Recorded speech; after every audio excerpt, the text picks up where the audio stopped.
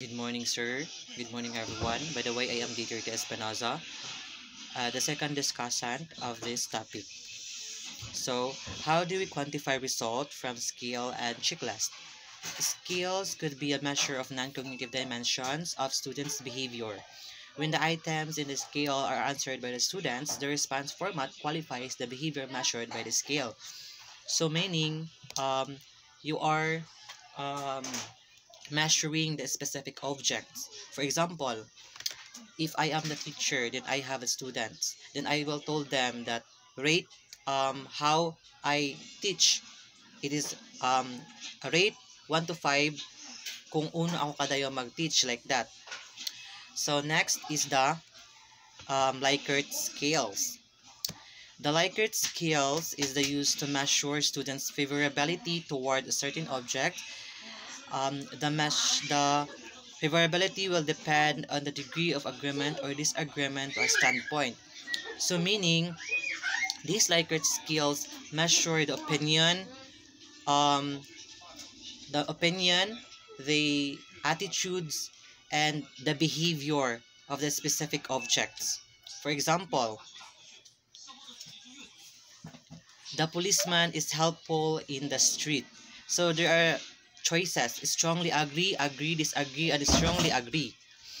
So if there are five respondents, then they will choose strongly agree. So the favorability agreed that the policeman is helpful in the street. The same also to the second um, example. The current president of the country implemented policy well. So the same choices, which is strongly agree, agree, disagree, and strongly disagree. If there are five respondent, then the three respondent choose agree. Then the remaining respondent choose other choices, but the three respondent chooses agree. So meaning the higher score will be the favorability agreed that the current president of the country implemented the policy well. So everyone agreed like that. The same also to the um, next example. So next is the verbal frequency scale. This is used to measure how too often a habit is done. The items are here measures of a habit example. So when we say verbal, it is vocal. It is about actions. It's about toward actions. What is day-to-day activity? Ano yung ginagawa natin araw-araw, like that. For example, I read book. So there are choices: always, often, sometimes, rarely, and never. If the respondent if the respondent um, feel that they are always read book, so meaning they will choose always. And if there are five respondent, then they choose also always, all of them. So meaning the favorability will be um, they are really read the book. The same also to the um, next example is I washed my hands before eating. Next is the linear numerical scale.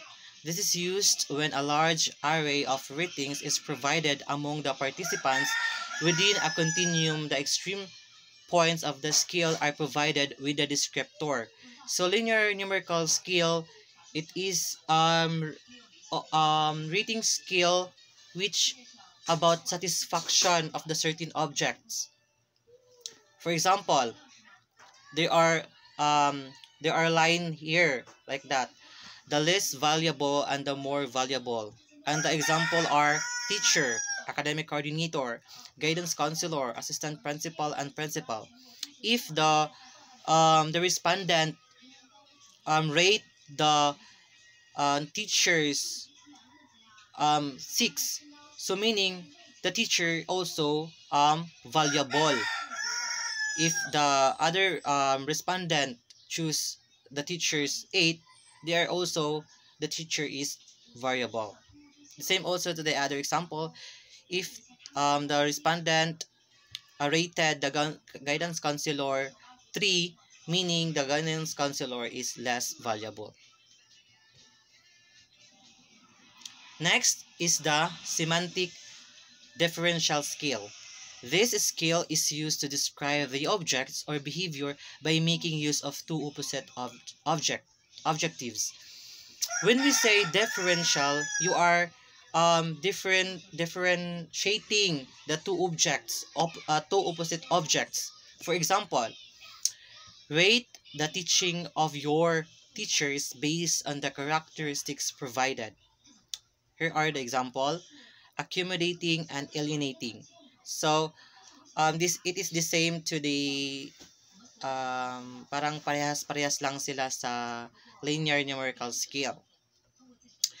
But if the respondent rated the performance or characteristic of the teacher as 5, so the teacher is accommodating.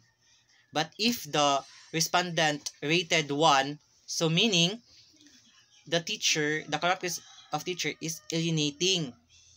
The same also to the other second example, patient and harsh.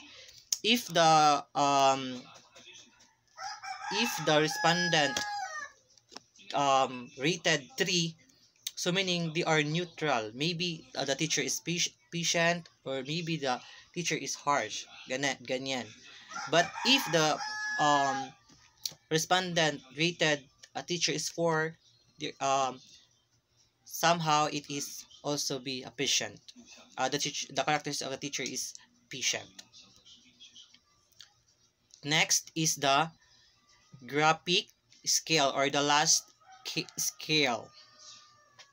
This is scale is used illustration to present the degree of presence or absence of the characteristics measured.